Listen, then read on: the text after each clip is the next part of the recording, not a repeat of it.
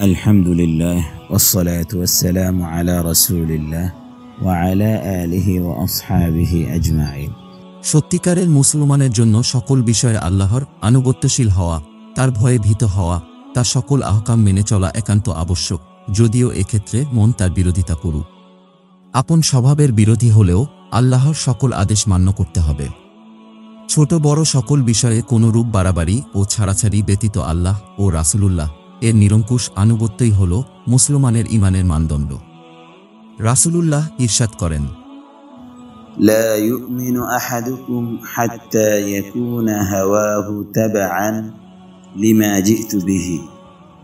তোমাদের কেউ ততক্ষণ পর্যন্ত পূর্ণাঙ্গ ঈমানদার হতে পারবে না যতক্ষণ না তার প্রবৃত্তি আমার আনিত শরীয়তের অনুগত হবে। আল্লাহ তাআলা ইরশাদ করেন, فلا وربك لا يؤمنون حتى يحكموك فيما شجر بينهم ثم لا يجدوا في أنفسهم حرجا مما قضيت ويسلموا تسليما।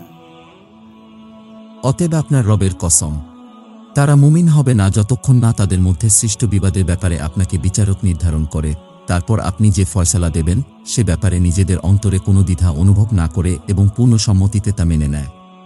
সূরা আন-নিসা 6:5। এটাই হলো আল্লাহ ও তার রাসূলের হুকুমের প্রতি পূর্ণ আত্মসমর্পণ। এটাকে আল্লাহ ও রাসূলুল্লাহ এর পূর্ণাঙ্গ অনুসরণ ও নিরঙ্কুশ আনুগত্য বলে।